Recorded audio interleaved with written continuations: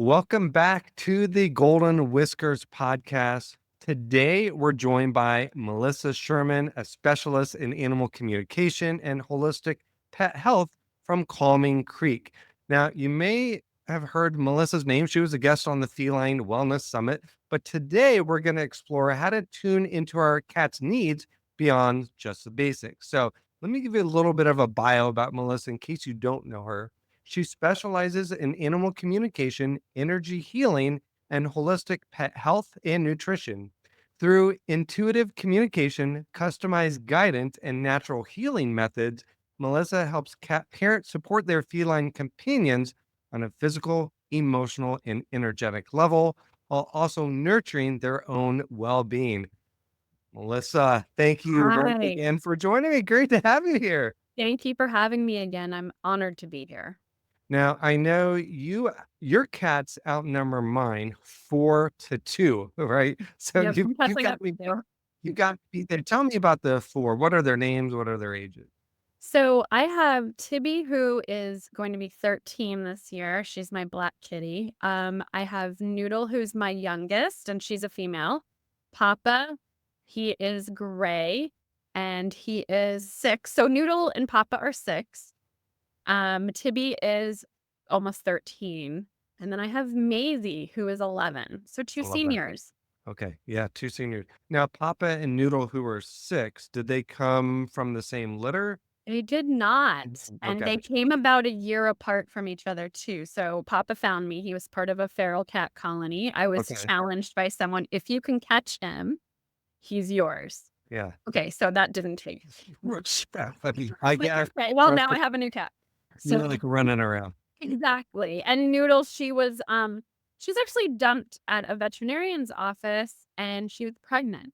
And so the veterinarian's office put out a picture of her, and she spoke to me. It was like Mm, I had to go get her. So it was like, "We have to either bring her to animal control, and that's not great, or, we can TNR her." So they TNR'd her, and she is I love her. She is just a ball of energy. She's an amazing cat.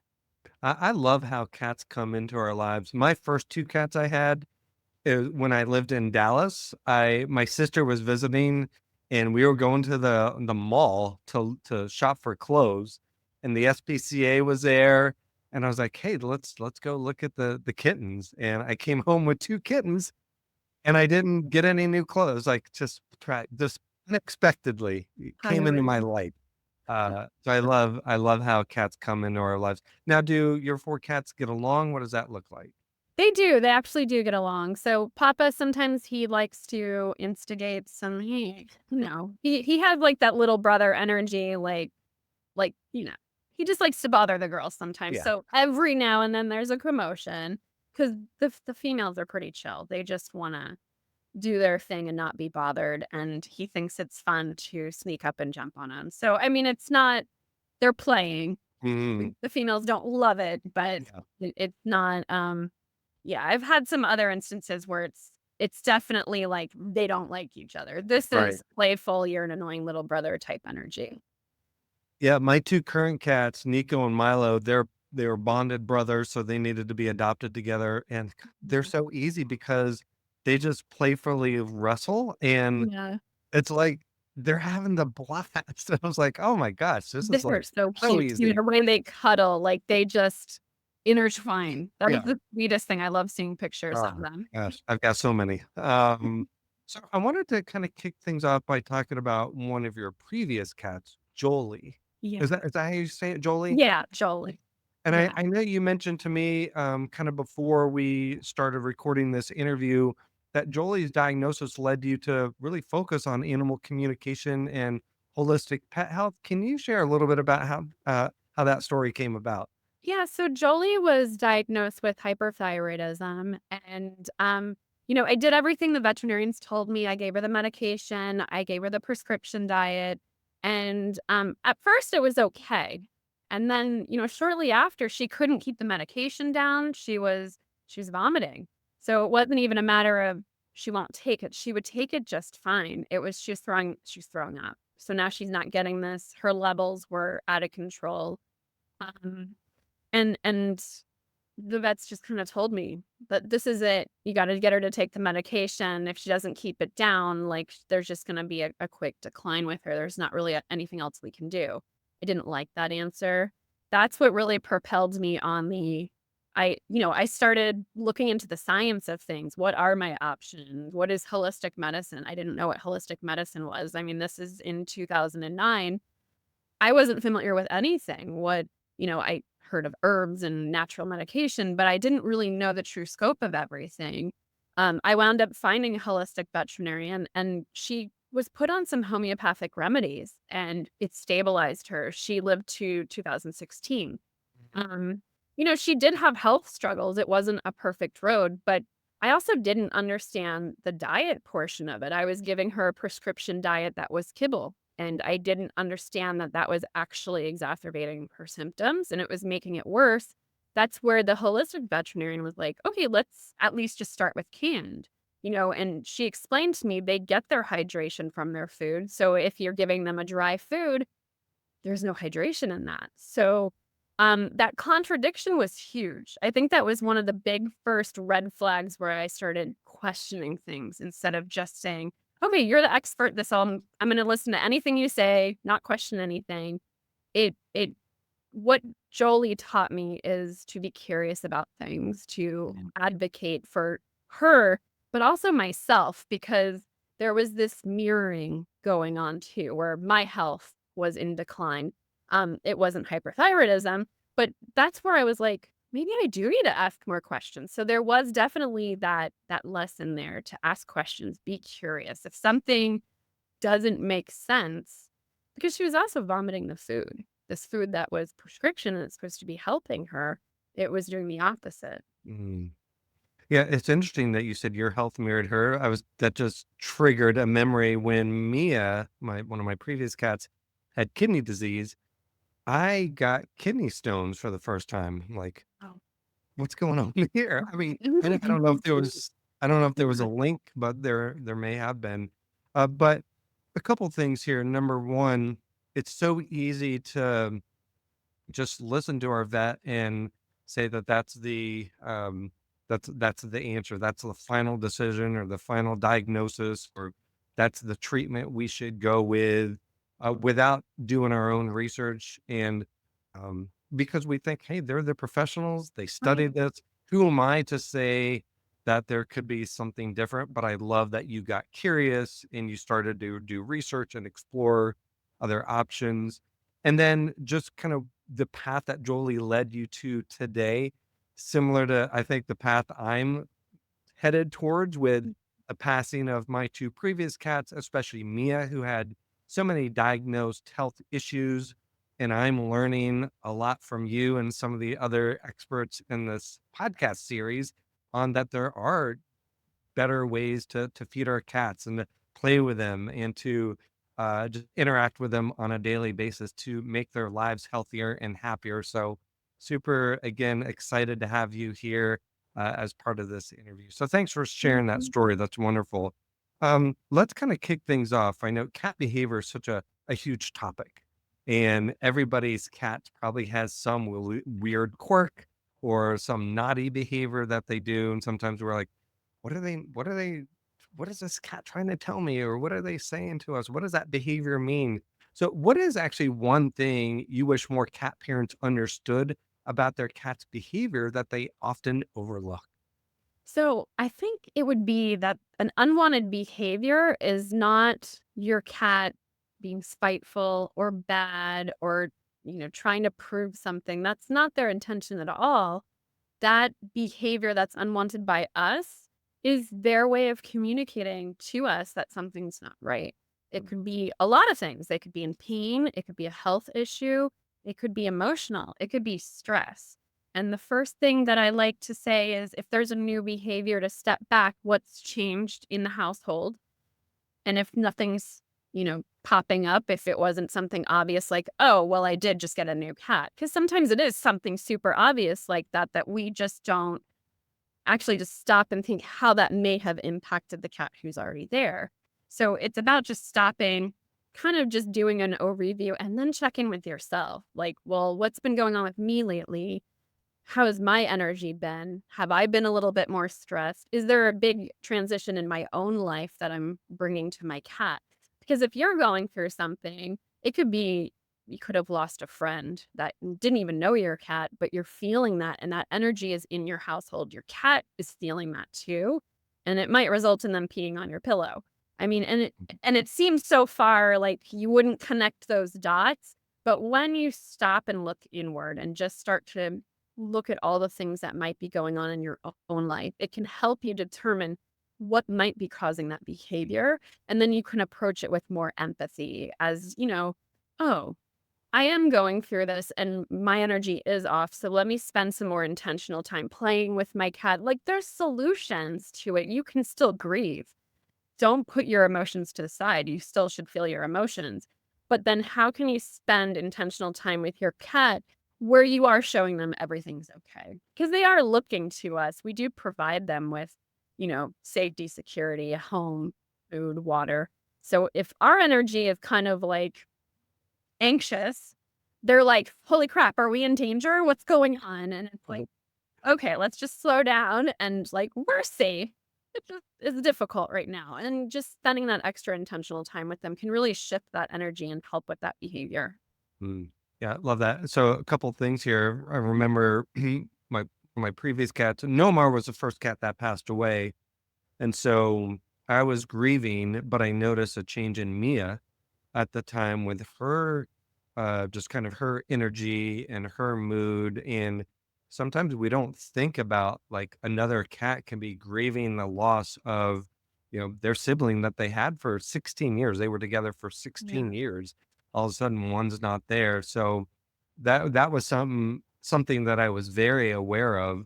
Something I wasn't aware of until we actually spoke the first time was what you just mentioned. Our energy that we're bringing into the home could be affecting our cat's mood, our cat's energy, our cat's behavior. So if we've had a stressful day, let's Yeah. say, and we're bringing that into the home front, learning from you, that can affect how our cat is acting or what if our cat has anxiety or stress.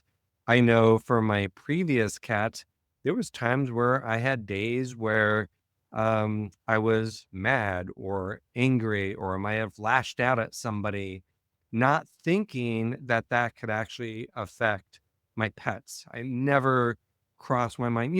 They may have run under the bed temporarily for a few Right. minutes, not thinking that that could have a long-term effect on their anxiety level. So glad you kind of brought that up again. And then you did mention something like maybe they need a play session.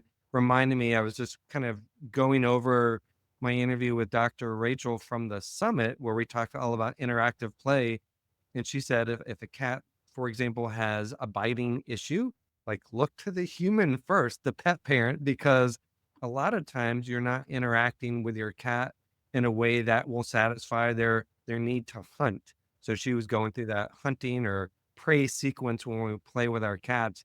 So a lot of times, as you just kind of reinforce, it is us. And so we have Yeah. to kind of look and see what's going on in our lives as well. And it's not to make anyone feel bad either. It's just about kind of stepping back and looking at what you're bringing to it and how you can adjust yourself so you don't have such a massive big human Mhm. energy footprint that's just because cats are very sensitive. Yes.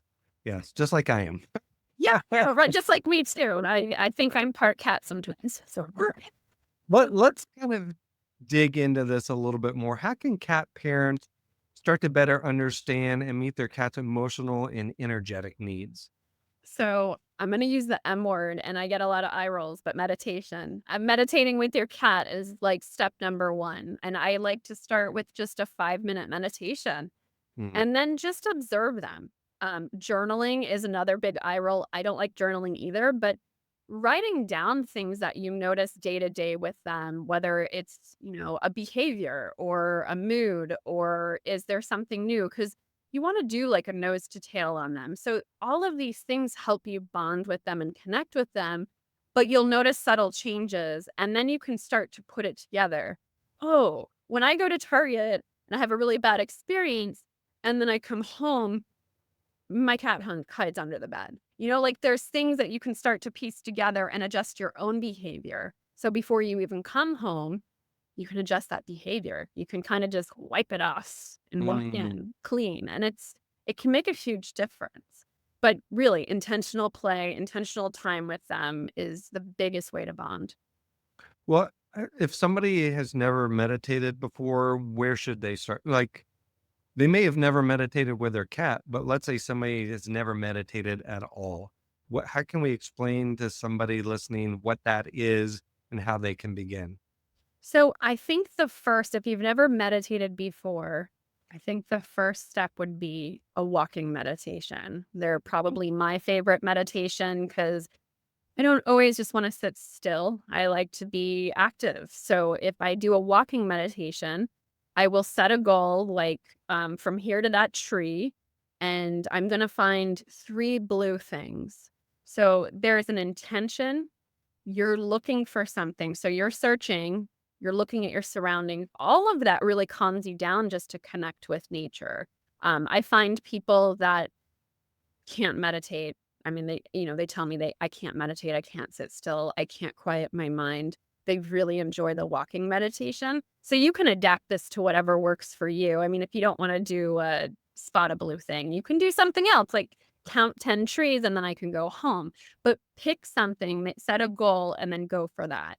And then after you do that, just go to YouTube. I mean, I know you have meditations, I have meditations, but even just to search on YouTube for 5 or Spotify, 5-minute meditation to quiet my mind. You can put very, specific things and get a guided meditation. Start practicing that.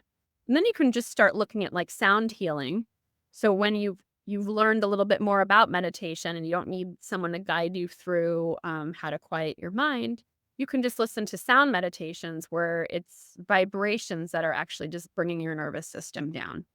There's so I love much. I love the idea of going outside and trying to look for things because, like you said, the big challenge I've heard for people who have trouble meditating is that they can't quiet their minds. They're always thinking. So I do Mhm. recommend we start with something like that. Leave Yeah, your phone behind so you're not tempted to exactly. look at it because your phone can cause some anxiety there, and Yeah, do something like Melissa said, look for different things like things that are the color blue. The other things you could do is like sometimes I've recommended people like, they spot a leaf and they just start studying the leaf for 60 seconds. Just notice all the shapes and spots and things on that, or the sounds even as well. So if there's birds chirping, I love to just get lost in the sounds of birds singing. That could be very meditative as well. agreed. And cat TV, if you're staying Mhm. indoors, cats love bird sounds. So we over meditate to the sounds of birds. Yeah. Melissa, I know you are a holistic pet health coach as well. Um, Again, somebody who might be brand new, they like, what does holistic have to do with my cat? Can you talk about some of the holistic methods used to promote health and wellness in cats? Sure. So just to take a little intimidation out of the word holistic, because I think it's misrepresented a lot online. I think it can be misrepresented. It really just means you're looking at the individual in front of you. You're looking at mind, body, spirit, the physical health, and you're looking at the whole individual. You're not just treating symptoms, which is, that's what we do. That's what we do. That's what we've been conditioned to do. So it's about getting to the root of things and really caring for that individual mind, body, and spirit. So the most basic thing is diet. And diet isn't necessarily, there isn't a holistic diet, but when you give them a species appropriate diet, that's going to be the best foundation for them. And then meditating with them. There you go. Mm. That's mind, that's emotional, it's also spirit. And there's supplements that would be specific for each cat. Um, enrichment, that's another thing because that's exercise, that's play, that's enriching the mind and the body. And the cool thing is, if you follow those things for your cat, you're gonna be healthier as a human as well. That's why I love this. Like, I actually wanna dig into this more because the things that we can do for our cats to keep them healthy are the things we can do for us physically, mentally, emotionally to keep us healthy as well. So it's a great Exactly. synergy. Yeah, and that's what a lot of people find their cats are teaching them too is when they're caring for their cat in a more holistic manner, they do start to question like, "Should I be doing this for myself?" And the answer is yes, to me. Yeah. Or vice versa. People start taking better care of themselves holistically, and they're like, "Should I do this for my cats?" And the answer is also Mm, yes. yeah, absolutely. Okay, so we are coming down to the end of the interview here. Always love to ask this question for my guests. What's in your cat's bowl? So I want to know what you're currently feeding your cats, whether it's food, supplements you want to share with us. Sure. So I cook for my cat. They eat a cooked diet. Sometimes I put a little raw in there. And this week I do batch cooking, so they have a mixture of turkey and rabbit, and the vegetables are zucchini and kale, and they love it. And I always put some kind of crunchy topper on there. So I'm using those little I think it's Vital Essentials, those little minnows. They creep me out, but the cats love them. But they're whole freeze dried Yeah. minnows. See, And again, I do mushrooms, so I do medicinal mushrooms that I mix with them too. So they're getting a turkey tail this week yeah. mixed in, which I buy it in powder form and then just mix it in with their food. And if we're eating like our cats, I mean, again, that's all healthy stuff. So we can Mhm. thrive like our cats are. And I want to wrap up with one last question. I know you basically live with a ton of other animals. You've got Yeah. cats, you've got dogs, you've got goats, pigs, and more on your farm. How do they all coexist and live in peaceful harmony? Maybe they don't, but what are some of the challenges that maybe you've had integrating all the animals, and how do you do that?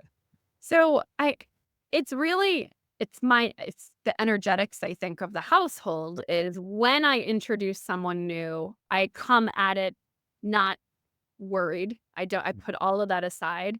I do an animal communication with them first, like, "Hey guys, we're gonna get a new family member." Noodle was probably the most recent house animal that came, and she adapted. I was actually shocked because she likes the pigs, she likes the goats. The dogs and cats all get along, so I like busting that myth because I get that a lot. Like, "Oh, you can't have dogs and cats." But you can. And it's all about how you introduce them, and there's training that goes with that. So every now and then, a dog gets excited and might bark at the cat and wanna chase him, but they also play, they sleep together. There's a lot that they mesh well. So it's about patience, persistence, and just look at your own energy. What do you want? Picture the ideal outcome and bring that energy into it. So if you're introducing a new animal, take all of that fear and flush it and just go with they're gonna get along, they're gonna be great buddies. They don't even have to sit in the same room. They're gonna be fine with each other. And it helps. The other thing is spending intentional time with each animal. So yes, that takes a lot of time for me. But I love that. I mean, I wake up every day and I get to do that. There's like 2 hours in the morning where I'm spending time with each animal, and that's a good way to just check in with them all, but it's a way to make everyone feel special. There's not a moment where someone feels like they're not part of this whole pack, which is what my family is a pack. Thingy. I love it. And I love the two words you use. I get to do this. It's not, I have to do this. So you have that right kind of grateful frame of mind. This is something that you absolutely love because you love animals so much and you want to see them all thrive and get along. So awesome what you're doing, Melissa. Can we get an idea of where our listeners can learn more about you, keep up with your work, some of the workshops that you offer. If you want to share your website and social media, please. Sure. So my website is calmingcreek.com and you can see my services and what I do. I have blogs. I also have a blog on Substack. My handle on Instagram is at Calming Creek Healing, and that's where I leave tips. It's a lot of cat stuff, but you will see chickens and you will see goats, you will see dogs. So yeah, we sprinkle in a lot of animals. And then I do have the Conscious Cat Parent, which is it's a 4-week program that teaches you how to slow down, how to live a more holistic life with your cat. So it's for the people and the cats, but it's a program to just really teach you how to get the energy shifted in your house and what tools you can do to naturally support your. Mm. Is that a live program, that offered a few times during the year, or is it something we go through on our own? So it is a live program, and Okay. I'm trying to create a community of people that we can all learn from each other too, but it's 4 live Zoom calls, and each class is about 60 to 90 minutes depending on the questions, and I tailor each session, each 4-week session is tailored to who shows up. So if there's kidney issues, thyroid issues, we'll tailor that to have the conversation so you feel like you're getting the support you need for that chronic condition. Awesome. Melissa, thank you so much, not only for being here, but for the work you're doing to help support cats, cat parents, and really all animals. I love what you're doing. I love learning from you. I always learn something new when we chat. So appreciate the work you're doing and appreciate your time for being here on this podcast. Thank you so much. I appreciate you, Scott. Yeah, thank you. Everybody listening, thank you so much for tuning in. I just wanted to say, remember, take a moment today to really observe your cat, see if you can pick up on something new about their behavior. If you liked this podcast, it would help us if you subscribe to the Golden Whiskers podcast. It would just help other cat parents see these episodes. And again, thank you for being here, and we'll catch you next time. Bye, Thank everybody. you. Bye.